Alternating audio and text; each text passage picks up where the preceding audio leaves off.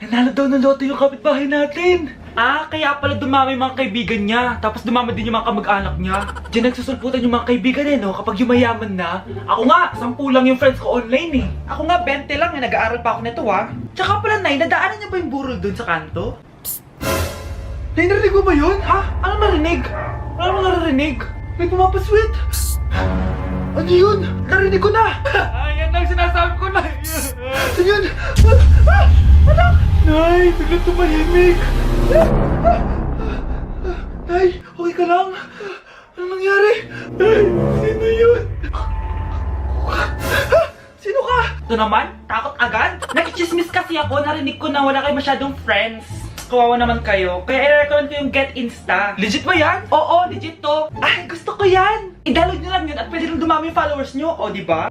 Magiging famous na ako nito. Ano bang hinihintay nyo? Click nyo na yung link sa comment section. Number 10. Last question na to, class, ha? 10 points to. Sana madali lang itanong ni ma'am. Mukhang mapaperfect ko to Ano ang full name ni Jose Rizal? Full name? Akala ko full name niya na yun. Dinuro ba yan ni ma'am? Kung nakikinig talaga kayo sa discussion natin, alam nyo kung anong full name niya. Alam ko lang yung full name ng crush ko. Ano ba kasi full name niya? So wala palang nakikinig sa akin, ha?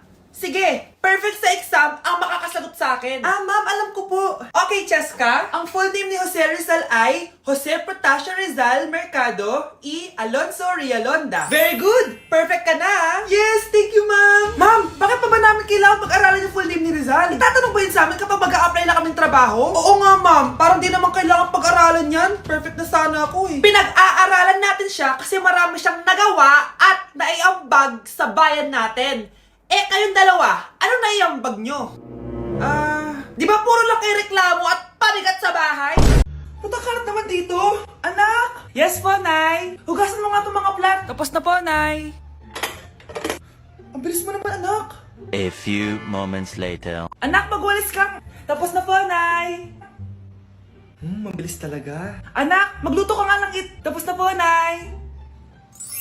Nay, meron pa po ba kayong iutos? Ang bilis mo naman. Anak ka ba ni The Flash? Hindi po, Nay. Anak niyo po ako, di ba? Oo naman. Bilib na bilib sa akin si nanay. Lokohin ko nga siya. Nay, kaya ko din po pala magbasa ng isip.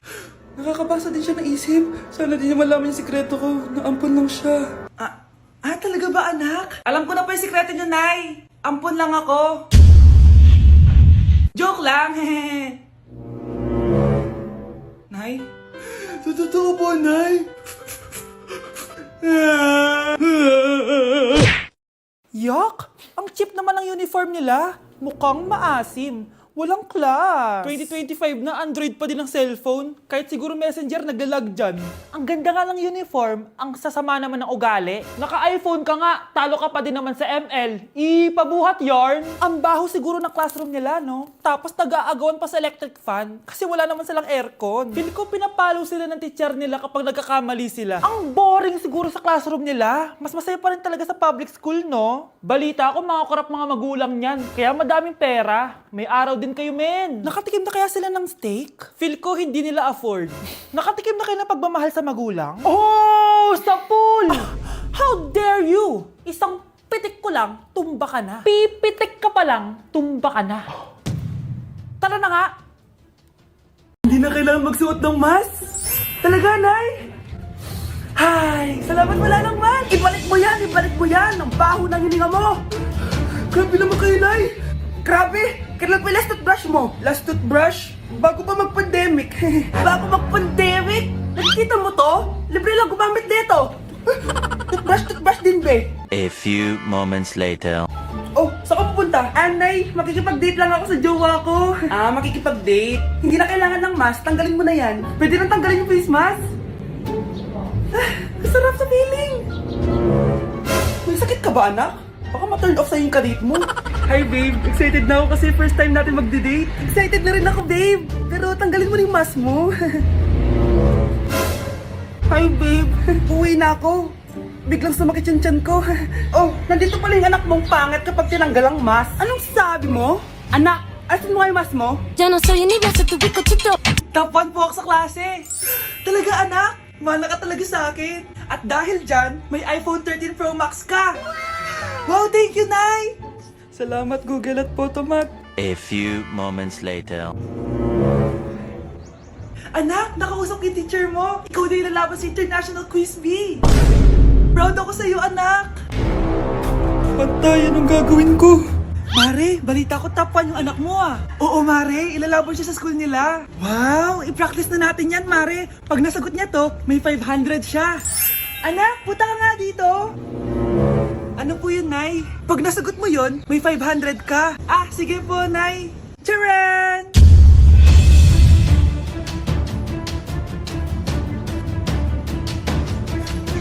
Ano, anak? Nay, di po talaga totoo na matalino ako. Kinukuha ko lang po yung sagot sa internet. Ha? Ma, sorry ma!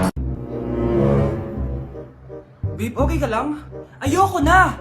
Ang toxic mo na! Toxic? Pero wala namang ginagawa. Yun na nga, wala kang ginagawa. Ano bang gusto mong gawin ko? Wala. Doon ka na sa babae mo. Wala akong babae, babe. Eh, sino kausap mo kanina? Mama ko yun, babe. Babae pa din yun. Anak? Oh, ayun na palang kabit mo. Anak, ano pinagsasabi nito? Babe, nanay ko yan. Diyan ako nang galing. Babe, nanay ko yan. Diyan ako nang galing. Ang galing mo mapalasot. Ha? Babe naman. Sa susunod, kung maghahanap ka ng iba, siguraduhin mo mas maganda sa akin. Dahil ang pangit ng kabit mo. Walang iya ka. Ah, wala ka respeto sa akin. Lumayas ka dito. Tita, joke lang. Joke lang, tita.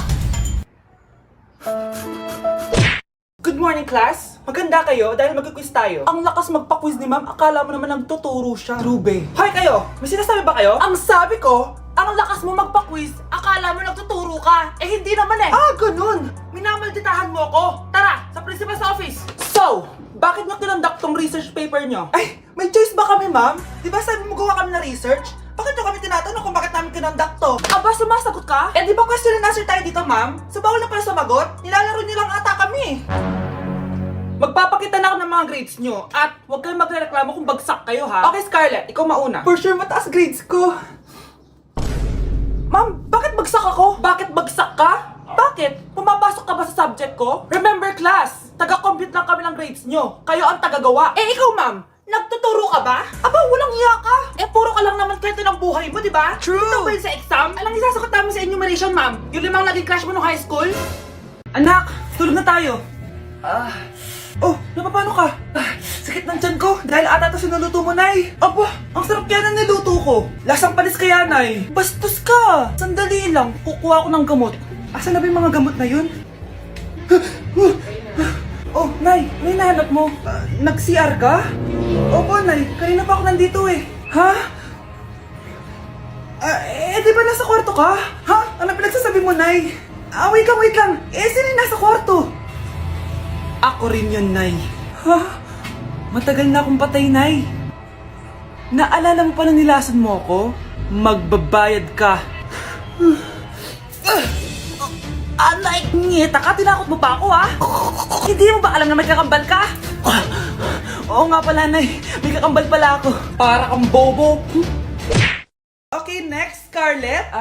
Ang New Year's resolution ko ay ang magka-jowa. Last year ko pa wini-wish kaso hanggang ngayon wala pa rin akong jowa. Lu, paano ka magkaka-jowa? Eh lahat na lumalapit na lalaki sa'yo, nire-reject mo. Kala mo ang ganda-ganda niya. Eh kung ikaw magiging jowa ko, wag na lang. Mamatay na lang ako. Tama na yan. Samantha, ikaw na. Ang New Year's resolution ko ay wala. Dahil sobrang perfect ko, no? Feeling naman neto. Ako kaya yung pinakamabait at pinakamaganda dito, no? Ang pinakamasamang ugali.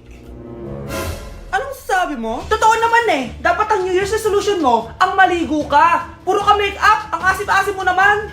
Ganon? Ang New Year's resolution mo dapat ay ang mag-toothbrush ka. Dahil ang baho na hininga mo, lahat ng crush mo, nata-turn off sa'yo. Kumpara naman sa'yo, be. Itsurang pa lang, nata-turn off na sila. Walang iya ka? Manda ka sa akin pagkatapos nito. Ang New Year's resolution ko ay ang ibagsak kayong dalawa! Good morning, ma'am! Ba't ang laki ng tiyan mo, Samantha? Buntis mo ako, ma'am! Hello, ma'am! Sko, ano nang nangyari sa mga estudyante ko? Lo, blessing kaya to, ma'am. Blessing? Nauna pa kayo sa akin, ha? Okay, nagets niyo ba? Ano yung maingay na yon? Ma'am, sorry po. Lumabas na kasi yung anak ko, eh. Tama na, baby. Ma'am, nawawala yung anak ko! Iniwan ko lang kanina dito, eh. Ilabas niyo na! Kit-kit mo? Hoy! Balik pa sa akin, anak ko! Anak mo pala to? O, salo? Yung bata! Be, may gatas ka pa dyan? Naubusan na ako eh. Ay, Be, bumili ka! Ano, pati gatas ng anak ko, ubusin mo din? Damot mo naman? Ang pangit naman ng anak mo. Aba, ano sabi mo? Che, TikTok muna ako. Uy, Be, puro ka TikTok dyan. Yung anak mo, lumabas na ng room. Baka malaglag yung sagdan. Halaan mo, para matuto siya. Hala, walang kwentang nanay to. Bakit absent ka kahapon, Scarlett? Ma'am, nagkasakit po kasi ako. Nagkasakit? Tinatamad lang yan, ma'am. Papansin talaga tong si Samantha. Nasaan yung ebidensya mo na nagkasakit ka? Meron po akong excuse letter, ma'am. Ay, excuse letter lang? Nasaan yung medical certificate mo? Medical certificate, ma'am? Hindi naman po pumunta ng doktor. Oh, paano ko malalaman na totoong nagkasakit ka? Ito po, ma'am, yung chat namin ng nanay ko. Ito po, ma'am, picture po ng thermometer na ginamit ko.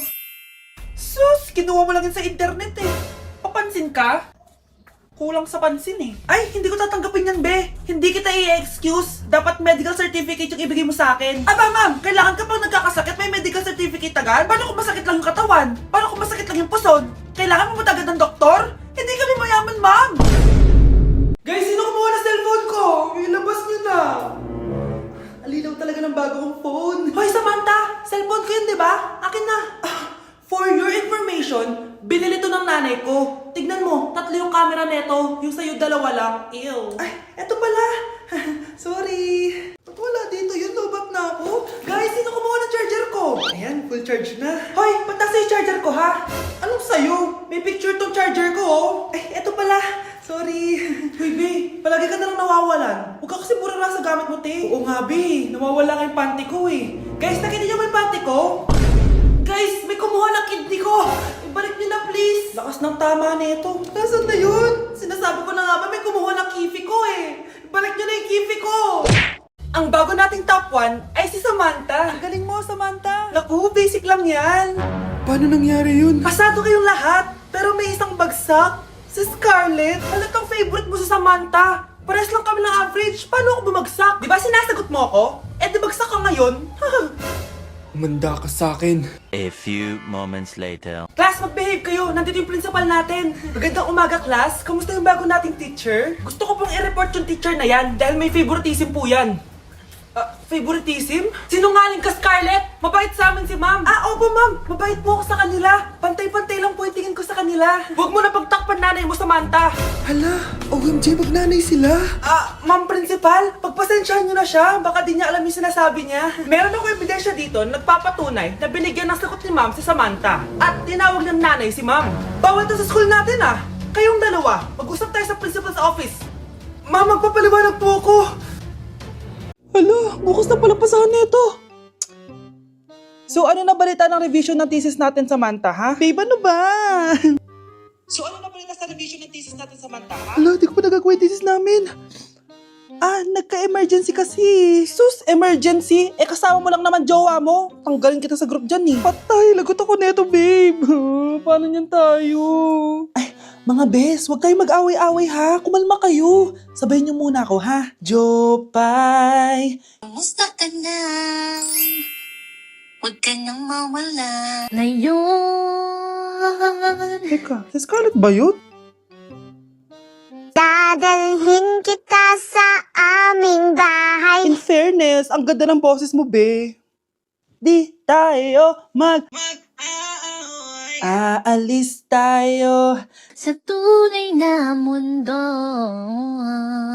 O, diba? Kumalma rin kayo. Ang fun kasi magkanta-kanta dito sa bus. Tapos, nakakaaliw pa yung mga filters. Buti na lang talaga, magaganda yung mga boses natin, mga bae. Truly! Wala pang ginawa sa Scarlett, oh. Ikaw, Scarlett! Nasaan yung RS mo, ha?